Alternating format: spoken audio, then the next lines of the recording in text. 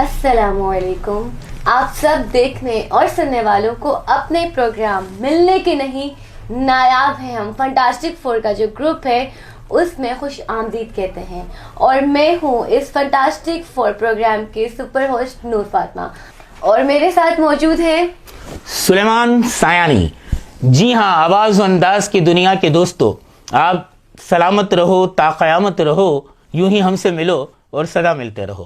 اپنی نوعیت کے ایک منفرد اور خصوصی پروگرام ملنے کے نہیں نایاب ہیں ہم میں آج فینٹاسٹک فور یہاں موجود ہے. یہ اپنی نوعیت کا ایک انفرادی پروگرام ہے جس میں ہم 4 میزبان اپنے ایک مہمان چنیں گے, لیکن در حقیقت وہ ہمارے میزبان ہوں گے. ہم ان کے گھر مہمان بن کر جائیں گے اور وہاں اپنے میزبان سے ان کا انٹرویو لیں گے, ان کی ذاتی زندگی کے بارے میں, ان کی نجی زندگی کے بارے میں. اور جیسا کہ ہماری تھیم کا عنوان ہے ملنے کے نہیں نایاب ہیں ہم ان نایاب لوگوں کو لانا چاہتے ہیں سوشل میڈیا کے ذریعے آپ سب تک, تاکہ آپ دیکھیں کہ اس مملکت پاکستان میں کیسے کیسے گوہر نایاب موجود ہیں. اور اسی تھیم, اسی پروگرام کے ساتھ آج میرے ساتھ جو ہستی موجود ہیں وہ کسی تعارف یا تعریف کی محتاج نہیں ہیں. 2 مصروں میں اگر ان کے بارے میں کہوں نور فاطمہ, ارادے جن کے پختہ ہو نظر جن کی خدا پر ہو, ارادے جن کے پختہ ہو نظر جن کی خدا پر ہو, تلا تم خیز موجوں سے وہ گھبرایا نہیں کرتے. اور جب جیسے ہی کیمرہ ہماری ان مہمان ہستی کی طرف جائے گا جو آج ہمارے میزبان ہیں اور جن کی رہائش گاہ پر ہم موجود ہیں فینٹاسٹک فور, تو آپ خود کہیں گے کہ واقعی وہ ایک ایسی شخصیت ہیں جو آج تک کسی تلاتم خیز موجوں سے گھبرانے والی ذات نہیں رہی. ہمارے ساتھ موجود ہیں one and only doctor Farooq Sattar بھائی. سر, السلام علیکم. آج آپ نے ہمیں خوش آمدید کہا. آج آپ ہمارے میزبان ہیں, لیکن آج آپ کے مہمان آپ سے انٹرویو لیں گے. تو سر ہم حاضر ہوئے تھے, اور جیسا کہ ہمارے جاننے والے, سننے والے, دیکھنے والے یہ بات بہت اچھی طرح جانتے ہیں کہ فاروق ستار کے بارے میں اگر پھر وہ بات آپ کی, میرا ذوق شاعری میں, کہانی بن کے جیے ہم تو اس زمانے میں, کہانی بن کے جیے ہم تو اس زمانے میں, لگیں گی آپ کو صدیاں ہمیں بھلانے میں. ماشاءاللہ. وہ جس کے لیے آج بھی ہوتی ہے پاگل دنیا, کچھ تو ہے بات ان فاروق کے فسانے میں. تو آئیے فاروق کا فسانہ ہم پھر شعر و شاعری کی محفل ہی سر بالکل مشاعرہ چلے گا. آپ سمیت آپ کے جو سامعین ہیں اور جو ناظرین ہیں, میں بھی یہ کہوں گا کہ بھائی آپ سلامت رہو, تا قیامت رہو, پر ہم سے بھی ملاقات کرو. سر ہم آتے رہتے ہیں سر, بالکل حاضر ہیں ہمیشہ. مجھے خوشی ہوئی. بالکل بالکل, اور یادگار ملاقات رہے گی انشاءاللہ نور.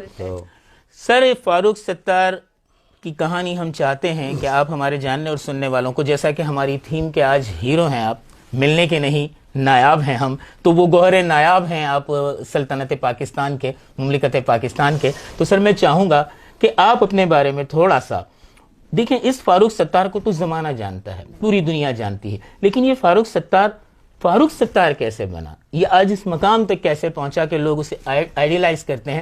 میں چاہوں گا تھوڑا سا اپنا ماضی سے آپ تھوڑا سا کچھ بتائیں پلیز. پہلی بات تو میں یہ واضح کر دوں کہ میں نے کسی فاروق ستار کو چھپایا نہیں. جو بھی فاروق ستار ہے وہ لوگوں کا ہے, لوگوں کے درمیان ہے, اور لوگوں کی محبت اور ان کی اونرشپ کے ساتھ ہے. تو اس لیے آپ کو زیادہ کریدنے کی ضرورت نہیں پڑے گی. نہیں سر, کریدیں گے تو ہم آج بات انشاءاللہ. آپ کسی اس فاروق ستار کے اندر کسی اور فاروق ستار کو تلاش کرنے آئے تو نہیں. میرے خیال میں میں یہ سمجھتا ہوں کہ بچپن سے ایک تو اللہ تعالیٰ نے شاید جو نیچر دی, اور اس میں مجھے نہیں معلوم کہ سائنس کا بھی عمل دخل ہے. نیچرلی وہ کہتے ہیں کہ جینس میں ہوتا ہے, تو جس فیملی میں ظاہر ہے کہ ایک میرا جنم ہوا, اور پھر جو بود و باش ہوئی, میرے والدین کی دعائیں ہمیشہ میرے ساتھ ہیں, اور ہر ایک کی ہوتی ہیں. لیکن میں سمجھتا ہوں کہ ہمارا تو یہ ایمان ہے کہ ہمارا جو تکیہ ہے وہ والدین کی دعاؤں پر ہی ہوتا ہے سب سے زیادہ, اور ہم جو کچھ ہوتے ہیں انہی کی قربانیوں کی وجہ سے ہوتے ہیں میرے خیال میں. تو پہلی بات تو یہ. دوسرا, پھر میں جیسے اسکول میں تھا, پرائمری میں فضل الرحمان اسکول تھا, اردو بازار کے ساتھ تھا وہ. جی جی بالکل. اور وہاں کتابیں بکتی تھیں.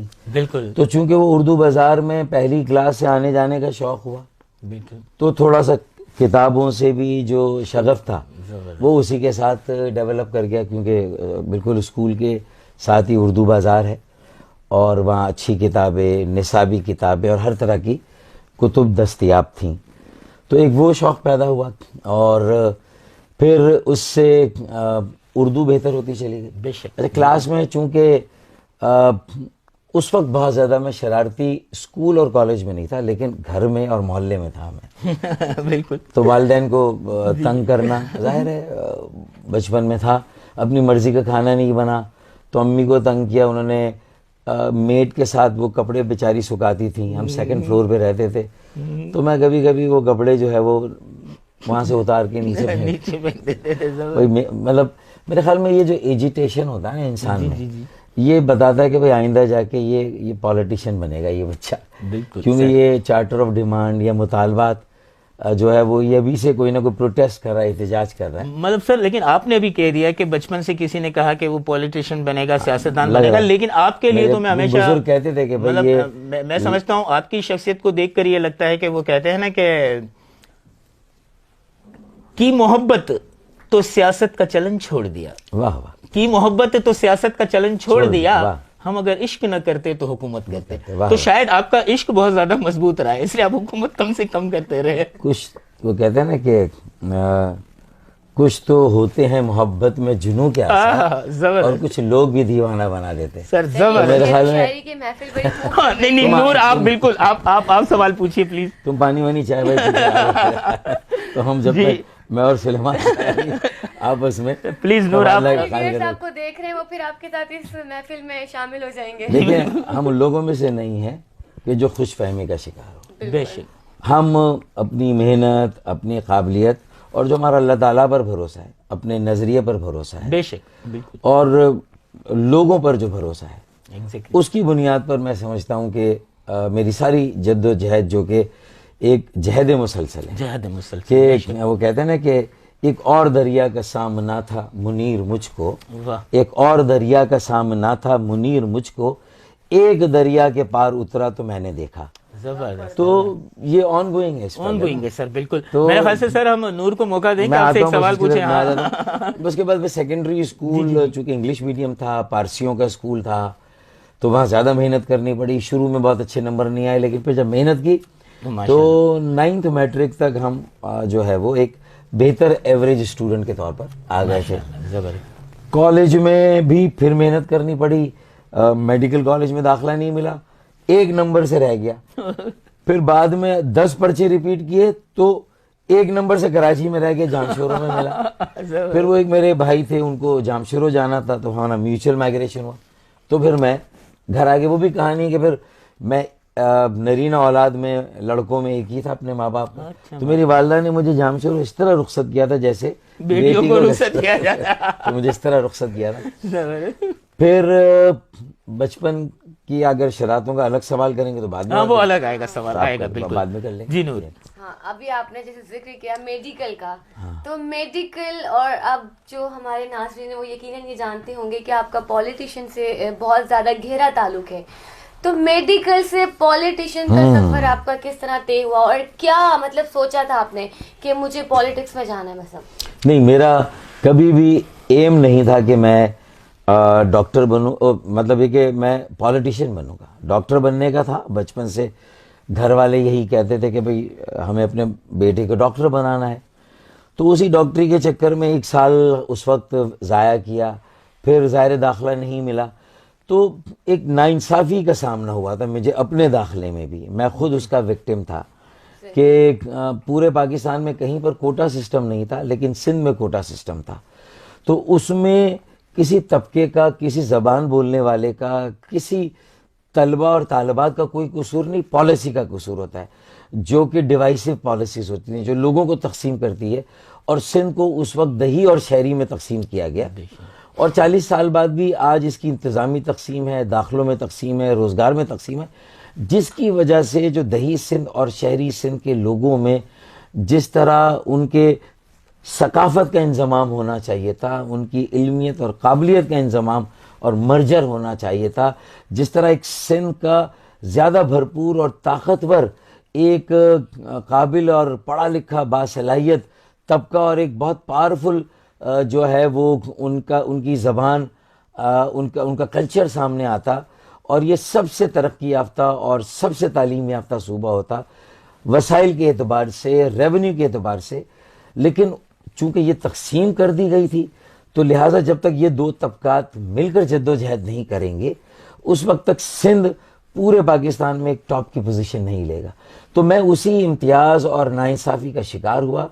تو میں نے دیکھا کہ سندھ کے شہری علاقوں میں طلباء اور طالبات میں یہ بے چینی تھی، احساس محرومی تھا.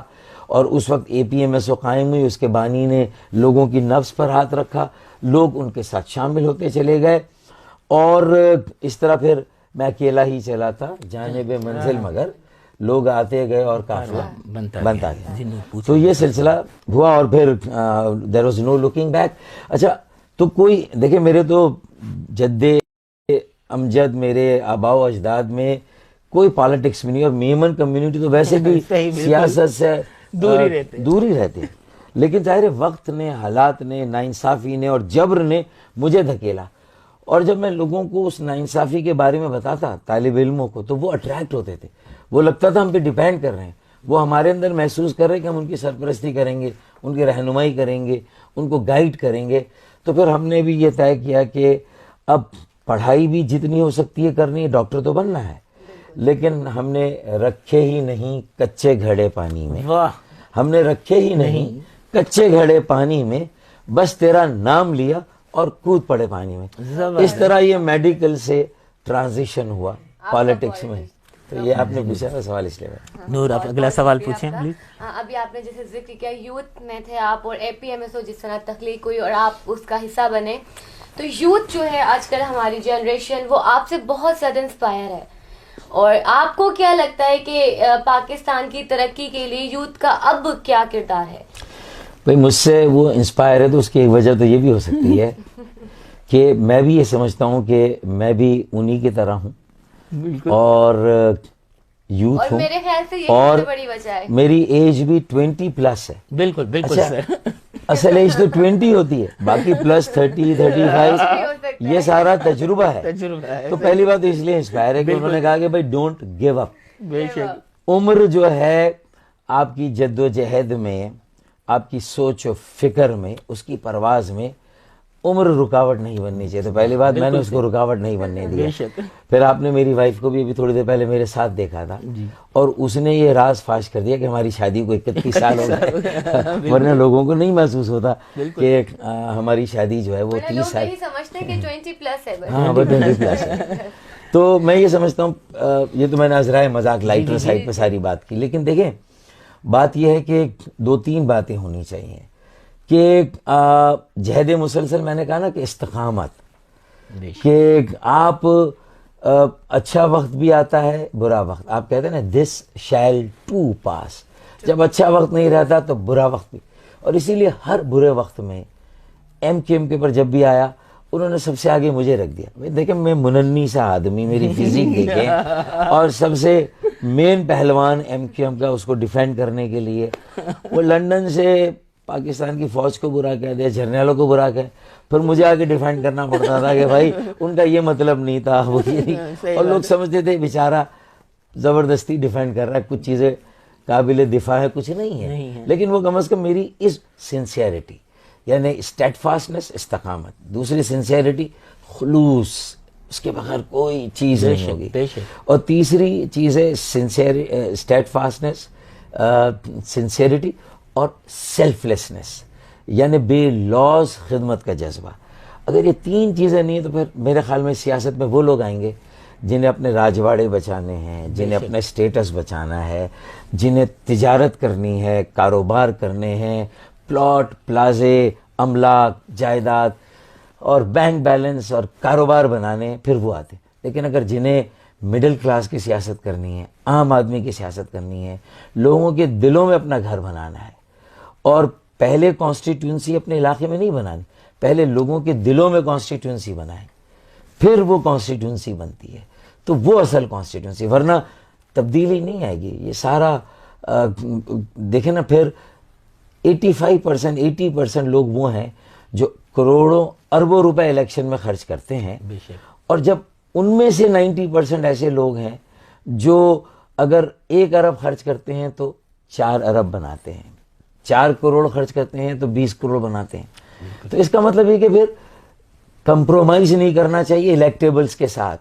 تبدیلی کا دعویٰ بہت اچھا ہے, تبدیلی اس وقت آئے گی جب 90% پاکستان کی سینٹ میں, قومی اسمبلی, صوبائی اسمبلیوں میں اور بلدیاتی ایوانوں میں مڈل کلاس لوگ ہوں گے. 80 سے 90% مڈل کلاس ہوں گے, اور یوتھ ہوں گے 65% ان میں سے یوتھ ہوں گے. پھر اس میں ہماری بہنیں اور بیٹیوں کی پرسنٹیج بھی زیادہ ہوگی. وہ صرف ایسا نہیں ہے کہ وہ ریزرو سیٹ پہ آئیں کہ ان کا کوٹا دے دیا کہ بھائی بہنوں اور بیٹیوں, بات تو خواتین کے حقوق کی کرتے ہیں لیکن ان کو کوٹے میں لاتے ہیں. ارے مرد کے بچے بنو, اگر اپنی بہنوں اور بیٹیوں کو میدان میں کام کرنے کا موقع دینا, اپرچونٹی دینی ہے, تو پھر انہیں بھی ڈائریکٹ سیٹ پہ الیکشن لڑانا چاہیے. پھر ہم اپنی اقلیتوں کو جو غیر مسلم ہیں ان کو بھی ڈائریکٹ سیٹ پہ الیکشن لڑائیں. بتائیں کہ قائد اعظم محمد علی جناح کا پاکستان ہے, جگر ناتھ منڈل اور ظفر اللہ خان ایک قادیانی تھے اور جگن ناتھ منڈل ہندو تھے. وہ ہمارے فورن منسٹر اور یہ ہمارا وزیر خزانہ 6 کی کابینہ میں سے 33% کوٹا نان مسلمس کو دیا قائد اعظم محمد علی جناح. یہ وہ باتیں ہیں جو کہ قائد اعظم محمد علی جناح کا پاکستان کہنا آسان ہے لیکن اس کو بنانے کے لیے کتنے پاپڑ بیلنے. میرے خیال میں اب اسٹیٹس کو ہے, اس کو ہمارے 35 سال سے کم عمر کے لوگ ہی توڑیں گے. میرا تو یہ فارمولہ سلیمان اور نور فاطمہ کہ اگلے بلدیاتی الیکشن میں جہاں میرا بس چلے گا, کراچی حیدرآباد, 65% کوٹا 35 سال سے کم عمر کے بیٹوں اور بیٹیوں کا ہوگا, نوجوانوں کا. اور پارٹی میں بھی انٹرا پارٹی الیکشن کر خالد مقبول تیار ہو جائیں. دوسری پارٹیوں سے بھی کہتا ہوں میں, Jamaat Islami, PMLN, Peoples party, PTI سے جو بڑی پارٹیاں کراچی میں اور سندھ میں اور پاکستان, ان سے بھی کہتا ہوں کہ وہ بھی اپنے انٹرا پارٹی الیکشن کرا کے 65% پارٹی کے اسٹرکچر میں یوتھ کو دے دیں. اور اس میں ایک نمایاں حصہ جو ہے وہ میری بیٹیوں کو بھی جانا چاہیے. بالکل سر, یہ پاکستان ہوگا تو 22ویں صدی میں جائے گا, پیچھے مڑ کے نہیں دیکھے گا اور دنیا کے سامنے ہاتھ نہیں پھیلائے گا بلکہ ہمارے ہاتھ دینے والے بنیں گے. یہ میرا کنوکشن ہے. میں ذرا جذباتی ہو گیا. نہیں سر, بالکل سر, یقیناً ہمارے دیکھنے والوں کو بہت ہی آپ سے کچھ سیکھنے کو مل رہا ہوگا. اور میں اب یہ آپ سے کہنا چاہوں گی, یوتھ کو کوئی پیغام آپ دینا چاہیں. میں نے یہی کہا ہے کہ دیکھیں, اللہ تعالیٰ کی ذات پہ بھروسہ کریں اور اپنے نظریے پہ بھروسہ کریں. ایک نظریہ بنا کے کہ مڈل کلاس کو سرو کرنا ہے, استقامت. اب میں کسی سے پریشان گھبرانے والا نہیں ہوں, اللہ کے علاوہ کسی سے ڈرنے والا نہیں ہوں. دوسرا میں نے کہا کہ جو ہے وہ سنسیئرٹی, خلوص. اور تیسرا سیلف لیسنس, بے لوس خدمت کا جذبہ. مطلب اجتماعی مفاد کے لیے کام کرنا ہے اور موروثی سیاست نہیں کرنی کہ بھئی اگر پاکستان کے سارے نوجوان بشمول آپ سب اپنے اپنے شہروں میں 10-10, 20-20 ہزار کا ایک ریلی نکالیں 1 سال پہلے الیکشن سے, 2023 میں اگر انہیں 22 میں جائیں, اور ساری PMLN کی مریم نواز سے, بلاول بھٹو سے, MKM میں خالد مقبول ہو یا میں ہوں یا مصطفیٰ کمال جو اپنی اپنی پارٹی ہماری, پھر اسی طریقے سے سراج الحق, یہ جو بھی بڑے ہیں ساری, عمران خان سے, کہ ہمیں 5 کینڈیڈیٹس میں ہمیں کوالٹیز چاہیے. ایک تو مڈل کلاس ہو, سیلف میڈ, وہ اپنی جیب سے خرچ نہ کرے کروڑوں روپے, عوام اس کو ووٹ بھی دے, نوٹ بھی دے, کارنر میٹنگ خود کرے, پینر فلیکس خود لگائیں, بینر خود لگائیں, سٹیج خود بنائیں, جلسے خود کریں, لوگ خرچہ کر کے. بالکل لوگوں کی اونرشپ ہوگی. جو 1 ارب روپے خرچ کر کے بنتا ہے MNA MP ہے, وہ پھر ووٹر کا مرہون منت تھوڑی ہوتا ہے. وہ تو کہتا ہے میں تو اپنے طاقت سے بناؤں. ایک تو یہ موروثی سیاست کو ختم کریں اور مڈل کلاس کو آگے, یعنی پیسوں کی سیاست کو, پیسوں کی ریل پیل کو. دوسرا youth who, middle class youth. پھر کارکنان, پارٹی کے کارکنان کو لائیں. بڑے بڑے نام ضروری نہیں, کارکنان کو آگے لائیں, اچھے پڑھے لکھے, سلجھے ہوئے, passionate, energetic, visionary, dynamic, committed, اس طرح کے جو ہے لائیں. اس کے بعد بیٹیوں کو زیادہ لائیں آگے, بیٹیاں, اور ایک خاندان سے ایک کو لائیں. چاہے شریف خاندان ہو, چاہے زرداری بھٹو خاندان ہو, کوئی بھی ہو. یار آپ کا اگر نظریہ مضبوط ہے نا محترمہ بے نظیر بھٹو شہید کا, ذوالفقار علی بھٹو شہید کا یا نواز شریف کا, تو ان کا کارکن بھی نظریاتی ہوگا. بے شک وہ بھی اتنا کیپیبل, باصلاحیت ہوگا جو قومی اسمبلی, صوبائی اسمبلی میں جا کر لوگوں کی خدمت کرے گا. ضروری نہیں ہے کہ چند خاندانوں کے لوگوں کو اسمبلی میں بھر دیں. یہ اصل فرق اس سے کریٹ ہوگا. تو یہ نوجوانوں کو چاہیے کہ یہ جا کے ڈیمانڈ کریں. جی سر بالکل صحیح کہا آپ نے, اور میں ان کی ان باتوں کو سن کر یہ کہنے میں حق مجانب ہوں کہ واقف نہ تھے تجارت مہر و وفا سے جو لوٹے ہیں پائی پائی میں جذبات بیچ کر, ہم بھی ہیں کیا عجب کہ کڑی دھوپ کے تلے صحرا خرید لائے ہیں برسات بیچ کر. تو آج ہمارے ساتھ موجود ہے ایک ایسی ہستی جو ہمیشہ جن کی عادت رہی ہے کہ یہ صحرا خرید لاتے ہیں برسات بیچ کر, اسی لیے ہم ان کے بارے میں کہتے ہیں ملنے کے نہیں نایاب ہیں ہم. نور فاطمہ اور سلیمان سائنی ایک وقفہ چاہتے ہیں آپ سے, اگلے سیگمنٹ میں پھر سر کو سنیے, جائیے گا مت. ملتے ہیں ایک بریک کے بعد.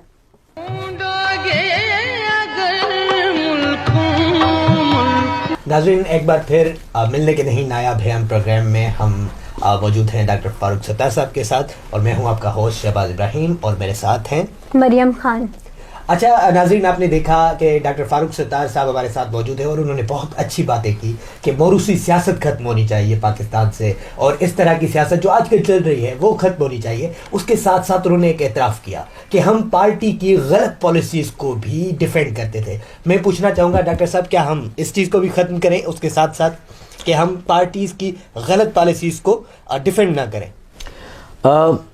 میں سمجھتا ہوں کہ جب یہ موروثی سیاست کا خاتمہ ہوگا, وڈیروں جاگیرداروں کا تسلط کم ہوگا, اور جو سرمایہ دار بھی اب اپنا شیئر لینے کے لیے کارپوریٹ سیکٹر بنا رہا ہے سیاست کو, جیسے کوئی ملٹی نیشنل کمپنی ہے اور یہ چند سو خاندان ہیں جو اس کے ڈائریکٹر ہیں, اور اس میں ان کا جو ہے وہ, اور ان کے کاروبار میں نقصان نہیں ہوتا, ان کو منافع ہی منافع ہے. تو ان کا منافع شیئر کاروبار میں ملتا ہے اس کمپنی میں. تو اصل میں یہ تصور جب سیاست کا ختم ہوگا, سیاست عوامی ہوگی, نظریاتی ہوگی, مفادات کی نہیں ہوگی, نظریات کی ہوگی, انفرادیت کی نہیں اجتماعیت کی ہوگی, تو پھر میں سمجھتا ہوں کہ میرے جیسے آدمی کو جس کو بڑی مشکل ہوتی تھی پارٹی کی غلط پالیسی کو ڈیفینڈ کرنا, تو میرے خیال میں وہ ڈسپلن کے لیے کرنا پڑتا ہے. اگر پارٹی میں دو چیزیں, یا تو ڈسپلن رکھیں اور پارٹی کی ہنڈیا کو چوراہے پہ نہ پھوڑیں, تو اس لیے پھر اس کو ڈیفینڈ کرنا پڑتا ہے.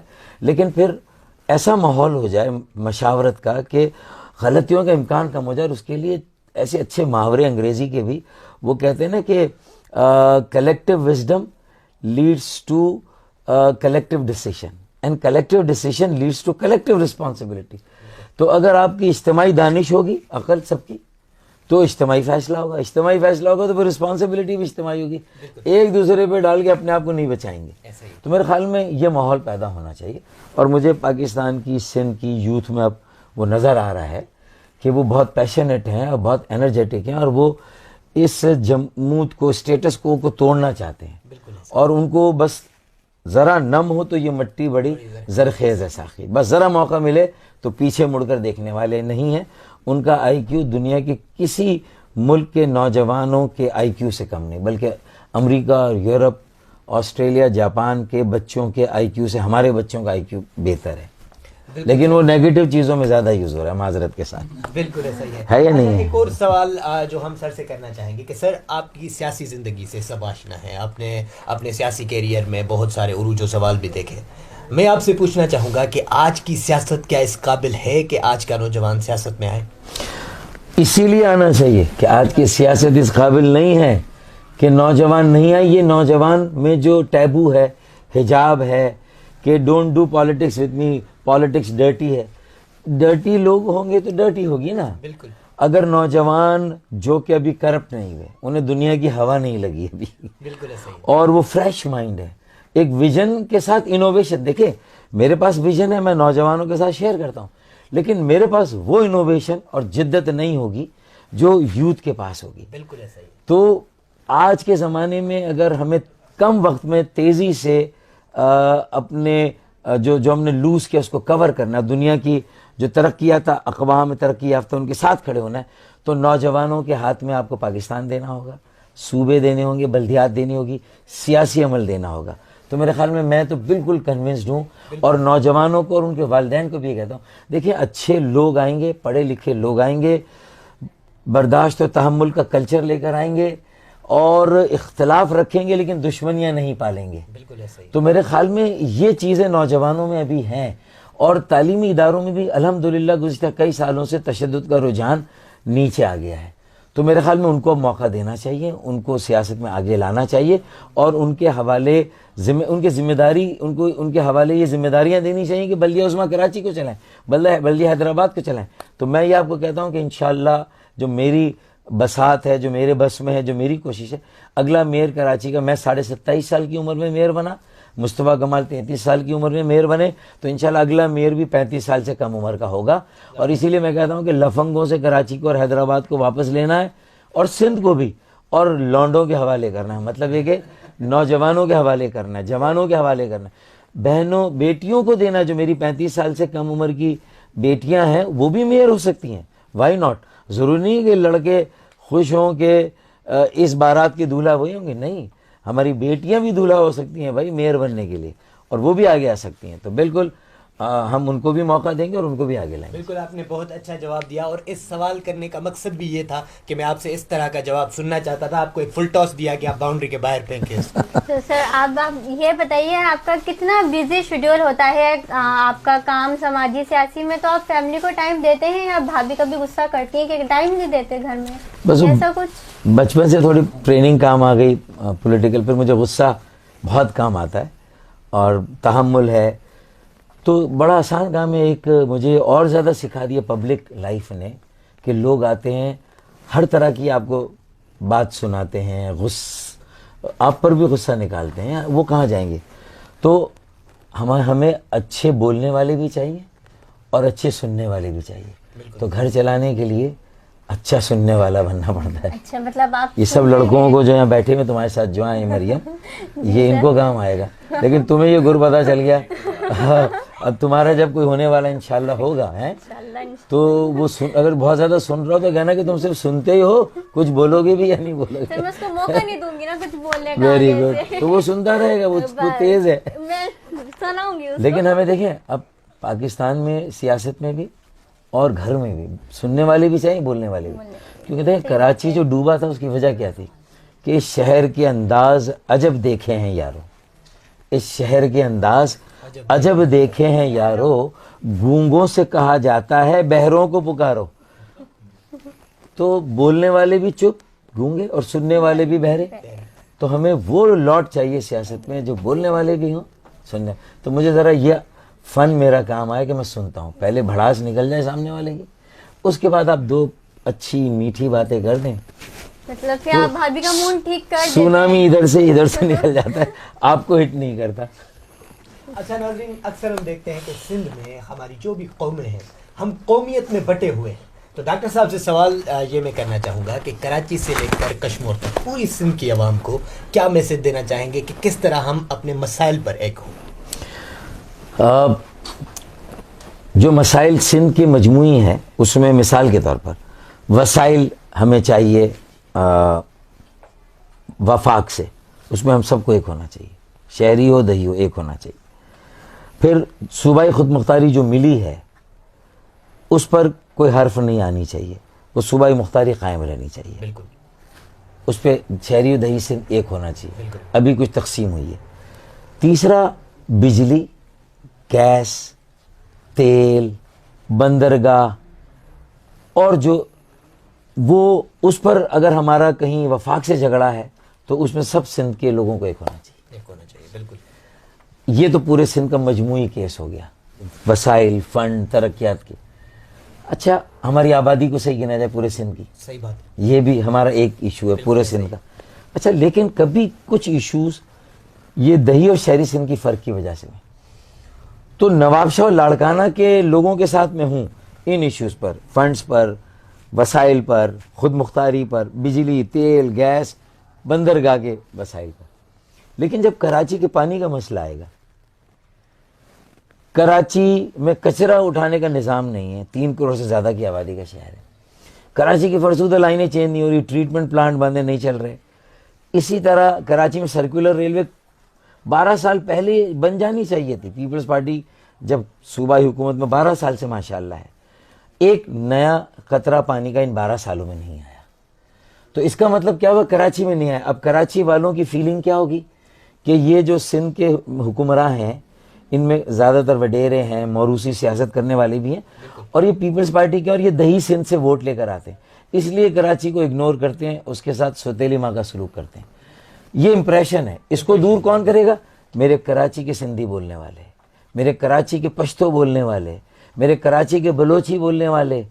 کراچی کے پشتو, سندھی, بلوچی بولنے والے اگر کراچی کے مہاجروں کے ساتھ یا اردو بولنے والوں کے ساتھ یا نئے سندھیوں کے ساتھ کھڑے ہو جائیں کہ بھائی وہ لاڑکانہ کے نواب شاہ کے وڈیروں کو کہیں کہ سائیں 12 سالوں سے ہمیں پانی نہیں ملا, 12 سالوں سے سرکولر ٹرین آپ نے بنا کے نہیں دی, جبکہ آپ کو 18ویں ترمیم میں صوبائی خود مختاری ملی, آپ کو 7ویں قومی مالیاتی کمیشن میں اضافی وسائل اربوں روپے کے ملے, لیکن آپ نے کراچی میں یہ کام نہیں کیا. اور پھر لاڑکانہ والوں کو, نواب شاہ والوں کو بھی آپ نے کچھ نہیں دیا. تو یہ ان چیزوں پر شہری اور دیہی سندھ کو ایک ہونا, اور خاص طور پہ کراچی میں ہر زبان بولنے والوں کو, اور اس میں بھی یوتھ کو, سندھی, پنجابی, بلوچ, پختون, سرائکی, ہزارے وال, کشمیری, گلگیتی, بلتی, اردو بولنے والا, میمن, میواتی, مارواڑی, گجراتی, کاٹیا واڑی, مارواڑی, ان سب کو ایک ہو کر کہنا ہوگا اون کراچی, سیو کراچی, میک کراچی. اون حیدرآباد, میک حیدرآباد, سیو حیدرآباد. اور سندھ اور پورے پاکستان کے لیے یہ نعرہ دینا ہوگا. تو ہم سب کو اون کرنا ہوگا. تو میرے خیال میں یہ ایک راستہ ہے کہ ہم مسائل پر ایک ہو جائیں. پانی, کچرا, سیوریج اور سرکولر ریلوے, اور پھر بجلی کی لوڈ شیڈنگ ہے. اس پر ہم اگر ایک ہو جائیں اور ہم طے کر دیں کہ جو ہمیں ہماری بجلی کی لوڈ شیڈنگ کر رہا ہے, ہم پالیٹکس میں اس کی لوڈ شیڈنگ کر دیں گے, اس کو ووٹ نہیں دیں گے. یہ طے کر لیں. جو اور یوتھ ساری آگے آ کے ٹیک اوور کرے, میں ان کی سرپرستی کروں گا, رہنمائی کروں گا, ان کو گائیڈ کروں گا. بالکل, ڈاکٹر صاحب کا کہنا ہے کہ ہمیں بلا تفریق اپنے مسائل پر آواز اٹھانا چاہیے, اور بالکل یہ بہت ضروری ہے. چاہے کراچی ہو, کراچی سے لے کر پورے کشمیر تک, پوری سندھ. میں نے مثال دی کراچی کی, مطلب میرا مطلب یہ تھا کہ ہر شہر میں لوگوں کو یہ بالکل آپس میں یکجہتی کرنی ہے. پورے سندھ کی تفریق ہمیں یہ آواز اٹھانی چاہیے جہاں پر بھی مسائل ہیں پورے سندھ میں. تو بالکل یہ درست بات ہے. جی مریم, ویسے شہباز بھائی میں سوچ رہی ہوں یہ سیاسی سماجی باتیں بہت ہو گئی ہیں, کچھ فنی بھی ہونا چاہیے نا. کیا ہم سماجی باتیں کرتے رہیں گے؟ تو میں یہ پوچھوں گی کہ میں تو بچپن میں بہت شرارتی تھی, تو میرا فیوریٹ کام ہوتا تھا گھروں کی بیلیں بجانا. یہ میں نے بہت کیا ہے. شہباز بھائی آپ تھے بچپن میں شرارتی؟ نہیں, اتنا تو نہیں تھا, لیکن بیلے تو نہیں بجائی آپ کی طرح, لیکن تھے تو ضرور. بچہ تھے. سر میں آپ سے پوچھوں گی آپ تھے بچپن میں شرارتی؟ ہم نے بچپن میں بیلیں بھی بجائیں اور باجے بھی بجائے, دونوں کام کیے. مطلب آپ سر شرارتی تھے. اور ہمارے برابر پڑوسیوں کے آم کا درخت ہمارے یہاں نہیں تھا, لیکن ان کے آم پہلے ہمارے یہاں اترتے تھے, پکتے ہمارے یہاں تھے, اور ان کے یہاں ہی ہم تحفے میں دینے جاتے تھے. وہ کہتے تھے یار ان کے یہاں درخت نہیں, پھر بھی کیسے بیچارے اتنی سیدھے تھے, وہ لے لیتے تھے ہم سے آم. تو پھر ہمارا نشانہ بھی بہت اچھا تھا. ہم کرکٹ کھیلتے تھے, اور جس گھر میں چاہتے تھے اس گھر میں گیند چلی جاتی تھی, تاکہ پھر ہم وہ لینے کے لیے جائیں. مطلب آپ پریشان کرتے. تو سر آپ کو کوئی ایسی شرارت یاد ہو اپنے بچپن کی جو آپ کو پیرنٹس سے اور ٹیچر سے پنشمنٹ ملی ہو اس بات پہ, کوئی اسٹرکٹ والی؟ یہی کیا تھا, گیند جب پھینکی اور لینے گئے, اس گھر سے ڈانٹ پڑی, گھر میں ہماری شکایت ہو گئی, ہمارے ابا نے ہمیں واش روم میں بند کر دیا. اور سر اسکول کے کوئی بات, اور ہم نے واش روم میں پھر نل کھول دیا, وہ سارے ہمارے اپارٹمنٹ والوں کا پانی چلا گیا, تو اللہ کے واسطے اپنے بچے کو نکال لیا. سر اسکول کی کوئی بات یاد کہ اسکول میں بھی ہاں کچھ ایسا کیا ہوا آپ نے؟ اسکول میں جو اچھے ٹیچر ہوتے تھے ان سے تو ہم پڑھتے تھے, لیکن جو ٹیچر ہمیں سلا دیتے تھے تو ان کی پوری کلاس میں ہم تباہی مچا دیتے تھے, اور ان کو پڑھانے ہی نہیں دیتے تھے. مطلب پھر ان کو پڑھانا آتا ہی نہیں تھا, مطلب کچھ ٹیچر ایسے تھے.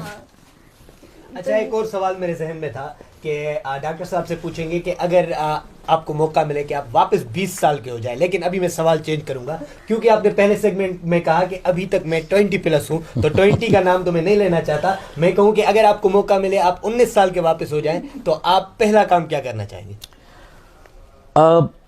میرے خیال میں مجھے پھر اگر اتنا موقع دیں, تھوڑا سا اور موقع دیں. ٹھیک ہے, ہم پھر مجھے شاہ جہاں کے دور میں بھیجیں, جو مغلوں کا دور تھا, جب مسلمانوں کا بر صغیر پہ عروج تھا, آبادی کم, ہندوؤں کی آبادی زیادہ, لیکن رول ہم کر رہے تھے.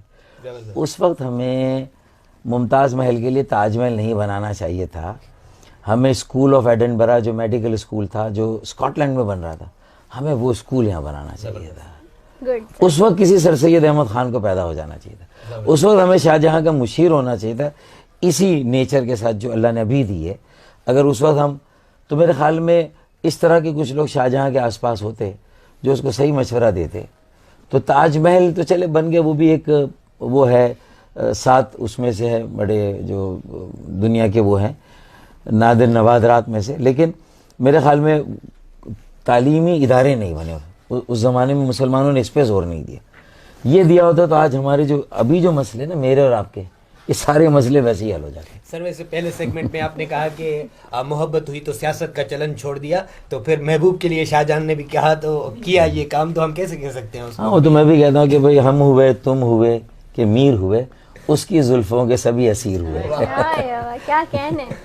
چلے ناظرین اس وقت ہو گیا ایک بریک کا, اور بریک کے بعد انشاءاللہ سر سلیمان سیانی اور نور فاطمہ کے ساتھ ایک بار پھر ہم حاضر ہوں گے. ڈاکٹر فاروق ستار صاحب ہمارے ساتھ ہوں گے. تب تک کے لیے ایک بار بریک.